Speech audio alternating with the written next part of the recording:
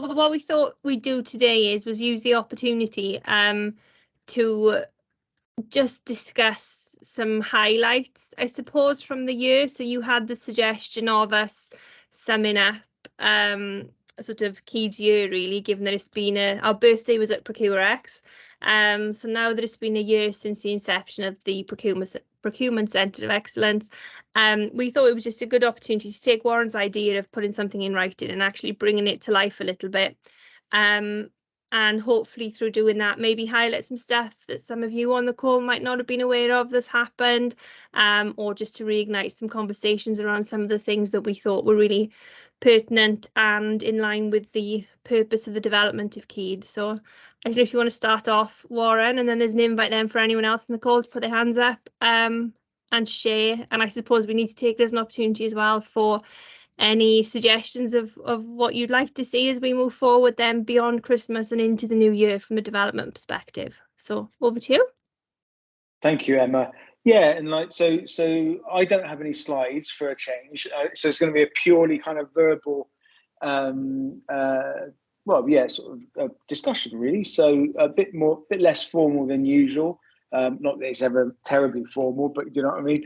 And I think, as you said, Emma, like it is, Keyd is effectively 1 year old now, 1 year young, marked by ProcureX, and it was a very good event, and I was very pleased to see kind of like the development that's happened in just a year, and also very honoured to be a highly commended award winner within the Go Awards Wales.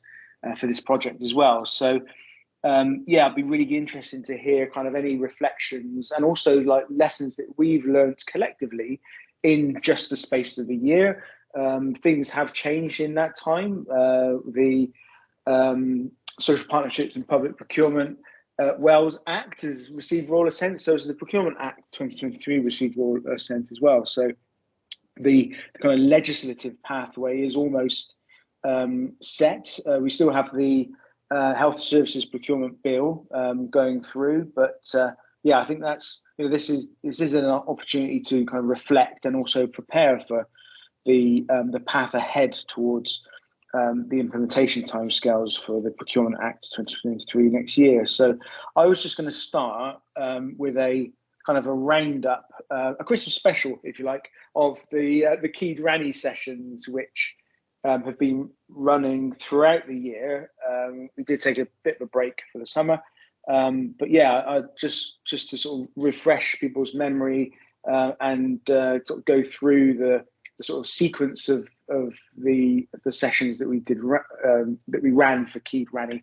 So I'm sure everybody who is here is aware of Keyd Ranny, and if you're not, then we do record all the sessions, and they're all the recordings are available on the Keyd website under the events section. So I would very much encourage everybody to revisit those. If you're short of anything to watch in terms of your viewing pleasure, but but I don't want to assume that everybody doesn't know. So for those who perhaps aren't so familiar, Keyd Ranny is the name of our knowledge sharing series for procurement and commercial professionals in Wales, and Keyd Ranny means sharing together in Welsh, and this is really core to what Keyd is all about. We launched Keyd Ranny in March this year when we were joined by Ms. Gorani Ibarra from the Environment Agency of the Basque government, and she's responsible for her country's 2030 Basque Green Public Procurement Programme that launched in February last year. And as part of their strategy, they prioritised procurement categories and developed standardised green criteria for around 30 product areas. And that kind of kicked us off. And there's quite a particular reason why we chose the Basque countries, because they're a strategic partner of the Welsh Government for several reasons, but including, but not limited to, the multilingualism. That was really good to be joined by Gorani in that session. For April's Keyd Ranny session, we were joined by Olga Grant from the Office of Government Procurement in the Republic of Ireland, and also Jenny Lloyd from the Welsh Local Government Association. I believe Jenny's left the WOGA now. onto pastures new. But collectively, they were talking about practical tools that support green public procurement and different things that they had developed within their respective organisations, which help with green public procurement. For May's Key Rally session, we were joined by Christina Buetti from the United Nations Specialised ICT Agency, the International Telecommunications Union. And Christina talked about the ITU's procurement guidelines for smart sustainable cities, which were launched earlier that month. And this is something quite close to me because I'm one of the co-leads for the thematic group that developed the procurement guidelines. So it's great to see those launched finally and hearing Christina's perspectives on those as well. The following month in June, the Key Rally session, that Corey from the Key Delivery team shared some work that they've done with the Centre for Digital Public Services, so CDPS, on their Tech Net Zero project. And we were also joined by Amanda Harris, who's Director of Asset Management, and Chris Hunt, who's the Group Quality and Health and Safety Manager from technology solutions provider Centerprise. And Amanda and Chris talked about the challenges, the lessons learned, the insights, and the opportunities around reporting on Scope 3 emissions, as well as the importance of reuse for a circular economy. And so, as I just mentioned, we took a break over the summer. So July and August, we didn't run any Key Rally sessions because it was the summer holiday season. But we were back with a bang in September when we were joined by Richard Duna, who's Programme Manager at the WOGA. And Richard talked about the fresh approach that he's taken to highlight Keyed as the go-to space for procurement guidance and resources, and also strengthening our community and removing duplication. And this session also covered the value of this shared online space as we head towards the imminent procurement reform across Wales that I mentioned, and how we anticipate it will evolve considering the changes that are coming our way. Last month's Key Rally, we were delighted to be joined by Alice Horn, who's Change Analyst for the Office of the Future Generations Commissioner for Wales. And Alice shared her reflections on an event that they had recently held in collaboration with Compass.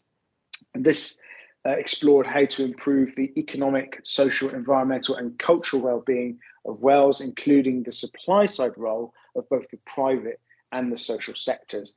And finally, even if I do say so myself, this month's Key Rally session was a strong end to the series for 2023.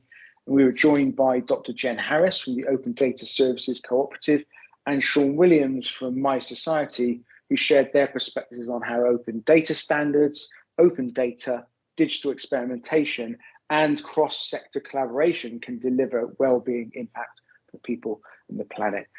Now, there won't be a Key Rally session for December, but we're planning for a strong start in January to kick off the 2024 series. So keep your eyes peeled for more updates on this via the Keyed social media channels, of course. So back to you, if I may. Yeah, I think you picked up there on Richard's Key Rally session earlier. I think it was autumn, wasn't it? Early autumn. And he also shared a blog with us around sort of the same lines, really. But for me, that felt significant in that, you know, a partner there, someone influential in the community, then willing to, or willing may be the wrong word, but stepping back and seeing the benefit actually of, you know, rather than pointing people to numerous places, that we point people to the one place. And that felt significant from the perspective of community building, which I suppose maybe is where my interest in this is we are really trying to build a community. And I think that signalled, that was a win, I think, in terms of being able to measure the value, hopefully, that Keyed is bringing back to that community. So that was a big point for me there. I think a highlight of that year. Actually, and you're absolutely right. I think not only is that Richard, and as a representative of the WOGA, his organisation, taking a step which is kind of, I suppose, non-traditional in the sense that they're saying, well, look, we don't need to reinvent the wheel. Let's signpost to existing material so that we're not duplicating. And of course, by doing that, that actually will have a positive environmental benefit, because storing guidance even in the probably the best form, which is HTML, but often these things take form of PDFs.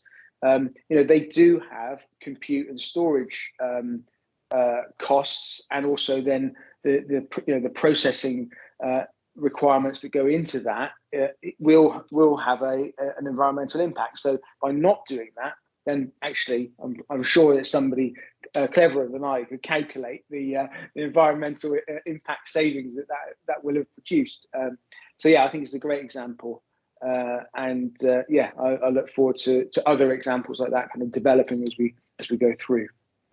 Calculating that value then is something we are focusing on now after Christmas. So we're doing some work with Dave Nicholson's team at Welsh Gov and with Steve Robinson at Cardiff Council, and looking to see how we can help people along their journey to learn how to calculate these things, to understand the important elements, and to realise the help that is out there. So people perhaps maybe feeling that that they're on their own in trying to work some of these things out, and that absolutely isn't the case. But how can we be a bit louder in helping and sharing the information that we are crowdsourcing, and through the provision of some training resources via Keed, help people as well. So that's something that'll be coming in the new year to look out for. Oh, that's good. Good to hear. And I suppose actually just kind of reflecting on the Keed Rani sessions, I mean, that was all, and they continue to be, all about identifying existing material, initiatives, insights, lessons learned, people across the global community who are active in this space, who we can connect with. So that the kind of very model of Keed, which is one of curation rather than creation, is an important kind of point about saying we don't need to add things into what's possibly already quite I don't want to say crowded space, but there's a wealth of information out there. So I think the model of identifying the people and the initiatives and the practices and the artifacts that represents a step in the right direction, I think I think it's an invaluable resource which people should see to be of benefit if it's all in a singular place. So I'd be interested to hear if there's any reflections from the participants on any of the things you said so far, as a way for me to pause and have a glass of water as well. Dave's got his hand up. Dave? Dave accidentally pressed it by mistake, but Dave will come in and Dave will talk a little bit. But I think that I was just looking at the website, and even though I work inside the Welsh Government, I find it hard to keep track of everything, and certainly to keep track of what happened last month, 3 months ago, 6 months ago, 12 months ago. So I think one of the takeaways for me, I think, is just by recording stuff in one place and making it openly available to people, that has a tremendous benefit over time, because all of the good things we did last year, we'll actually go back to and build on that. And the other thing which sort of really sort of hit me when I was at Procurex was all of this is designed around buyers and procurement people in mind, but actually there's a load of value there to the supply community. If they're trying to bid and they want to understand what good looks like, and what actually created the winners and the good case studies, etc., how else would they find out? It's a very interactive way of actually doing that. So I think just a simple concept like this, I think over time is going to really raise if like the the standard across everything. So that was my main takeaway there. So thanks, Dave. And until somebody else accidentally put their hand up or intentionally puts their hand up, I just wanted to respond to your points there, because I think absolutely, I mean, the point around institutional memory and having a place that you can go to access that when people inevitably will move on or find different roles or whatever, but actually having that is so fundamental to ensure that that the knowledge is maintained and continues. So absolutely spot on. And another reflection, I think, around yes, we have focused initially on the procurement commercial community in the professions, but actually there's a number of other functions and areas that orbit procurement, which I imagine could also see benefit, particularly in the broader kind of public financial management piece, where town planners, auditors, project managers, others could also see a role to play in how this could help them to, because ultimately, fundamentally, so many different people interact with public procurement at some point in their lives, even if they're not procurement practitioners. So yeah, I could see that being an opportunity to kind of expand, and that really chimed with when I saw Carl Thomas's blog post about like the opportunities that come from procurement reform, and actually the responsibilities is a shared one across organisations, not just procurement and commercial practitioners. Just something you just triggered in me there, actually, one. What was quite interesting, I think, is with procurement reform and the move to transparency, it's quite a culture shift for everyone, because it is very much about working in the open, whereas traditionally we've probably been not wanting to quite work in the open, because then people might find out and might not like what we're doing, and they may challenge us or something, and that leads to a whole set of behaviours. But I think this whole sort of pilot exercise, which I think is is a great idea. And I know Jane, you were involved as one of the people who sort of pushed for this whole sort of concept to come through. So I think it's really great.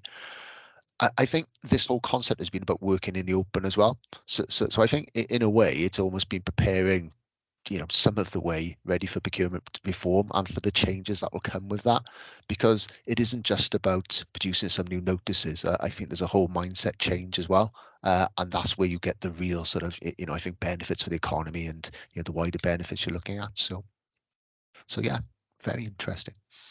I think so. I totally agree, Dave, and like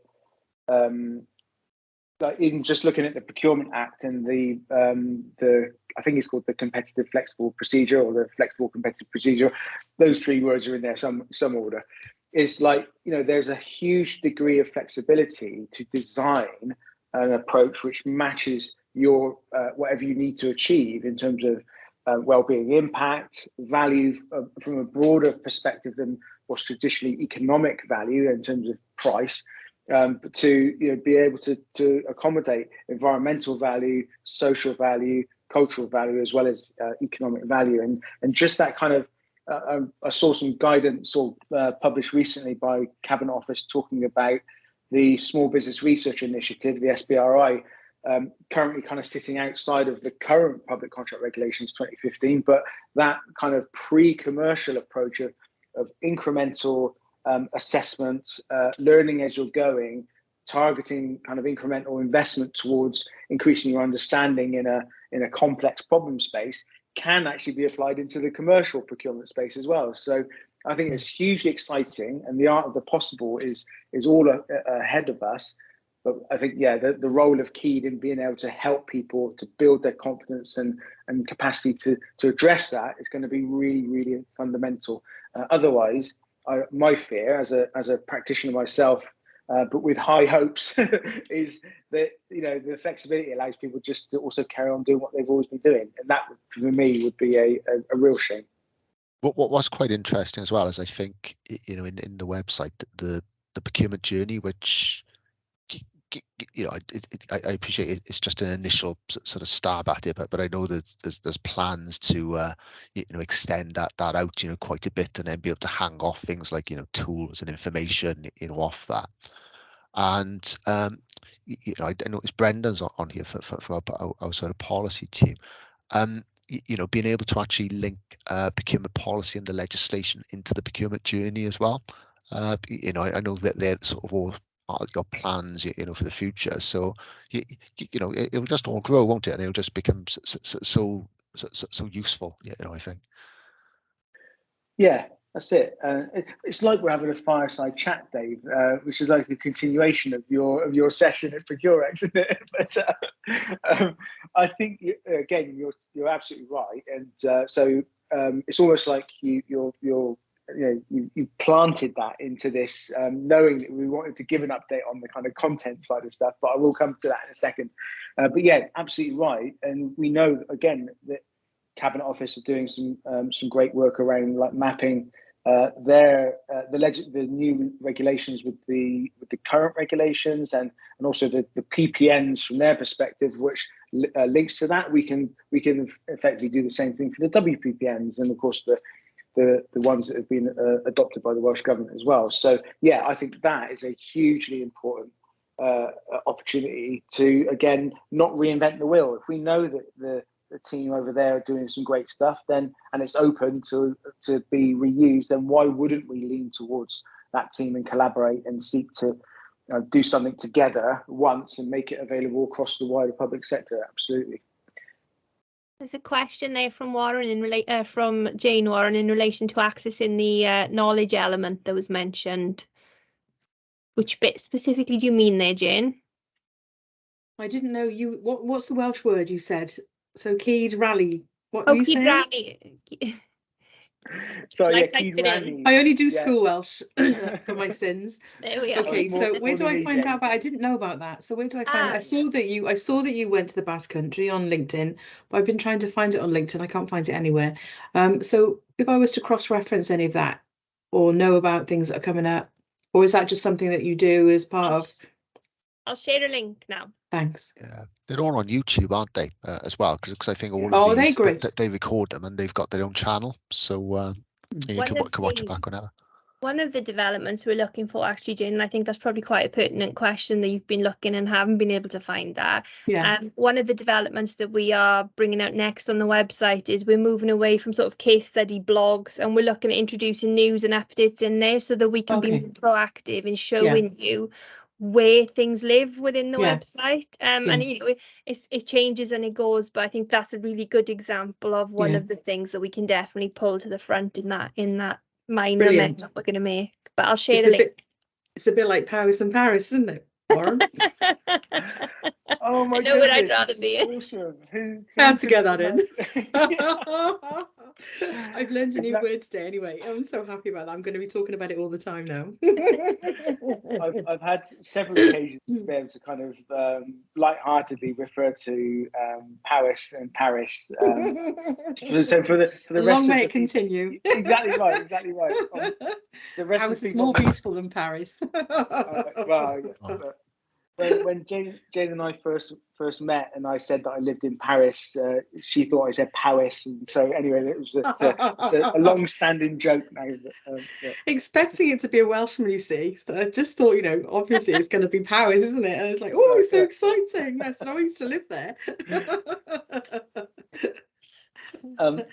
But if I could just pick up on, Dave, your points that you were making around the content, and I could just give an update on what we've been working on over the course of the year in relation to that. Obviously, the current Cyd website launched in the summer, I think it was, wasn't it? And so, but kind of since then, we knew we were launching with a version of the site that would naturally develop and iterate based on further feedback from the community, and that's absolutely, again, the kind of core principles of the Cyd approach. We knew that there was kind of mixed feelings around the notion of routes, and we basically used what the Scottish Government had done for their procurement journey, which is route-based, routes 1, 2, and 3. Route 1 is for low value, low risk procurements, right up through to route 3, which is for procurements above the World Trade Organization government procurement agreement thresholds, and route 2 is below threshold but kind of higher value. So we've kind of been gradually working to lose the concept of routes and think about kind of more about sort of proportionality, to say, right, well, if you've got a low value, low risk requirement, then you don't need a 100-page requirements document. It's like, so size things accordingly. And so as a result of that, we've been looking at how we can merge the content that we've been provided by the Welsh Government. So the team within Welsh Government who took the content from the Scottish Government's procurement journey, de-Scotified it and made it more Welsh relevant, and so that's kind of our raw material for that process. We're systematically going through that now to bring together the content to lose that route-based concept. And we've agreed with the Welsh Government team, Carl's team, in fact, responsible for the procurement reform, about how we would then make sure that they're involved and have sight over the review process to ensure it aligns with the current and changing contextual landscape in terms of the procurement landscape of Wales. Making sure everything is, of course, available in Welsh too, and getting that all ready to publish as the next version of the website.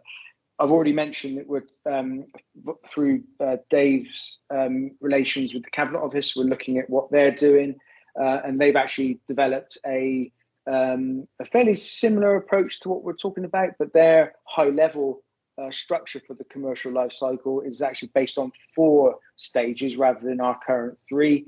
And those 4 are, bear with me, I think, it's like, so plan and define, they're the sort of pre-procurement stages. Procure, obviously at the procurement stage, and then post-procurement in terms of contract award, then it's about management.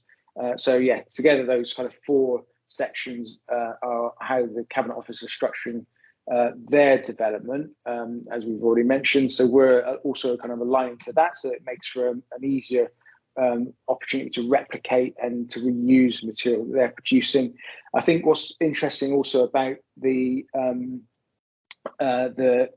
4 stages is it places a good amount of emphasis on like that vital stage of understanding like what you should be doing, what already exists. And making sure that you're planning the approach accordingly. The fundamental importance of early market engagement as part of that, and also to think about outcomes and impact as key kind of design considerations for how you're defining your requirements, the evaluation criteria, and also structuring the contract to help achieve those things once the contract's been awarded as well. So that's quite. I want to say labour intensive. It just needs quite a bit of time dedicated time to be able to review that content to make sure it makes sense, and then a fairly repeatable process of peer review from different stakeholders before it gets ready to be published. And so, all of this is what our kind of plan is for the remaining period of the key contract until the end of March next year. So, any points of reflection on that, or any questions? Well, just an interesting sort of observation, I guess. I think one of the challenges I think where we're coming from is in the journey that everyone's gone on in the last 10 years in procurement with PCR 2015, and with certainly in government the move to the use of frameworks. To a certain extent, buyers and procurement staff have potentially lost touch with the legislation a little bit, and in some cases that they've relied on frameworks quite a lot. Now if you add on top then the complexity of the asks of policy, whether that's policy that applies across the UK or Welsh specific policy and legislation, it gets very, very confusing. And I think one of the things with the new legislation when it comes in is it does assume, or my understanding is that it assumes that you have an understanding of the current legislation. So I think the benefit of what you've just described is providing a tool, an asset for public sector procurement buyers to be able to quickly look up where we are now, where that sits with regards to legislation and policy, and also to be able to understand how that maps then to the new in a consistent way, as well as being able to access all of that wealth of case studies and best practices that you've been hanging on there as well. So I think that's really the vision, isn't it, really, for the portal, for want of a better word, to call it anything else. Yeah, absolutely. That's absolutely right. And we appreciate that everybody will be at different stages of their kind of like readiness or development in this space. So I think, as you described, Dave, it's like, well, if you know kind of where you are now and where you need to be, and you've got ready access because it's all in the same place to say, okay, so here's some guidance about how to approach outcomes-based commissioning. Here's somebody in the community who's done this already and has published a great case study or blog post about what they learned from doing that, and I've got the possibility of being able to talk to them. I mean, for me, if I was kind of, you know, at an earlier stage of my career, I think this gold dust, because when I was you know, cutting my teeth, I didn't have that kind of access, and you kind of like, you know, crossing the river by feeling the stones sometimes. So I think, yeah, having that together, I think, is in one place in a very simple to follow format with the support of the community. I mean, that's absolutely vital, I think. Can I pick up on a blog then? This is probably a really sort of cheesy highlight, but for me, my absolute highlight was bumping into the subject, or want of nice, the lady then in Helen's blog, Helen Reese's blog that we published back, I think September time, where she spoke about that conundrum that she had around how on earth was she going to try, well, she tried to recruit somebody to a role, but she really struggled, and she took that different approach and finally managed to bring someone who was already within her team into the role. And it was such a heartwarming blog for me. But the absolute highlight was Warren referenced the blog at ProcureX in the keynote, and he nodded as if to say that the lady subject to the blog was watching in the audience. So I turned around very excited. Saw a lady sat behind me, typed a message on my phone quickly and said, are you Helen's lady? And held it over my shoulder. And the lady behind me wasn't Helen's lady. It was a new colleague from Warren's team. But in that excitement, as we left the keynote, I bumped into Helen and I said, is Leanne, I think her name is Leanne here with you? And she said, yes, she is. So we managed to catch up with Leanne, and we managed to do a follow-up content piece just to get Leanne's voice as sort of that person that was given that opportunity, because I think it's really easy sometimes to read these blogs and case studies and think, you know, yeah, you know, come from the perspective of the person writing, the person who is, you know, maybe been in a role for a very long time, and sort of how much is real, how much isn't, how much is this sort of extended truth. And to find Leanne, and I was like, yes, this is brilliant. So yeah, that's a really cheesy highlight from me, I think, but it goes back to that community element and seeing that actually community is the thing we're trying to build. And I know I said it before, but to identify Leanne being there and to hear Helen's story of how she managed to tackle a real problem that, you know, is facing, you know, professionals out there. And that case study actually came from, I think, a user testing session that we did back in the summer, where Corey and Rianne were, we used one of the opportunities in the user test session to talk about capability and capacity and the struggles that people are having to recruit. So there's a really nice little thread through that for me. So that is absolutely my highlight. Yeah. So it's to fair credit, you've had a really good variety of blogs. You know, I think, you know, I was a bit knocked over by the Liz Lucas sort of video as well. You know, because that almost went viral, didn't it? You know, so that was really good. And I have to admit, you know, one of my personal favourites, and he is on the call now, was Brendan's baking a better cake. I you know, that was just so cleverly written as well. It was very entertaining. So absolutely brilliant. There's scope there, isn't it, in the blogs to do that, to really, you know, bring that personality through and bring the faces and the people, because we want to build a network of contacts. We want to build a network in a safe space. And I think when the formality starts to fall away a little bit, professionalism remains, but formality, as Warren said earlier, we're not often very formal. And I think that creates that safe space, and that humility as well then is really important. Yeah, and as you say, this is a complex area. Change is happening, and that adds further kind of uncertainty, and that can really impact people. So I think being respectful and offering a space for people to feel that they can share what they're learning without fear of reprise or anything. It's like, actually, we want to encourage people to take measured risks, by which I mean trying something different, and sharing what they're learning in doing that process. And like, so as I've already mentioned, the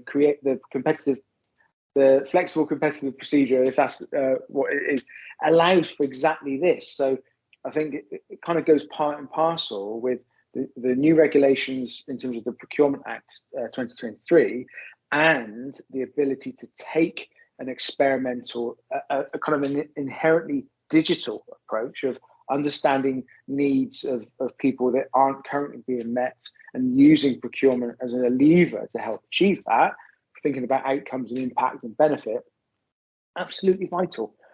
So yeah, I think, you know, this is like a sharpening of the pencil moment for Keed, I think, where we can really, you know, focus on what that means between now and October 2024, if that's still the kind of implementation timescales, and beyond, to help people be as prepared as they can be to embrace the art of possible public procurement. Thanks, Warren. Any comments from anyone else, or any highlights you'd like to share, or maybe anything that you'd like us to consider moving into the new year that we can do to help? No hands up, Warren. Okay, well, have you got any more highlights to share, or should we wrap up and wish everyone a Merry Christmas? We could do that. I was just thinking. I mean, my sort of highlights that I prepared were around the content and the key granny. I think. I mean, I'm really excited by and interested in that sort of intersectionality where like, you know, the whole approach that we've taken for Keed is about the kind of the joining, which is, funnily enough, what Keed represents, right, of commercial and procurement and digital in its kind of broadest sense of user-centered, design-led, working in the open, a focus on user needs, the business models of the internet era, and the techniques and methodologies associated with that. I think that is such a vital kind of joining and a very important union of different kind of functional areas, but having a common kind of approach. I think is, for me, that's absolutely what's needed to achieve the Sustainable Development Agenda, and you know, more specifically to the Welsh context, the wellbeing goals, how to embody the 5 ways of working, and to reimagine the value through the 4 lenses that I've already mentioned of, you know, environmental, social, cultural, and economic value. So, you know, that absolutely needs to be 100% in the DNA of procurement and commercial in Wales. Yeah, I think for me, that's what makes the hair on my neck stand up, what, you know, gets me excited and motivated by Wales is a leadership in terms of you know, actually enshrining in law this, and that's why it's so fundamental. So yes, that's my kind of like end of year reflection, and what I'll be kind of like how I'll be setting out my kind of priorities for January and beyond. Yeah. Oh, thank you. Well, we're always on the lookout for case studies, vlogs, speakers for Kidrani sessions, topics you'd like to see covered as well, maybe as part of the Kidrani sessions too. So you don't necessarily got to be the speaker, just maybe put a topic forward and we can do the rest. But lovely to see you all on here. This will be made live on the YouTube channel after the session is finished, and we'll see you all in the new year. Merry Christmas. Thank you. Merry Christmas. Merry Christmas. Bye.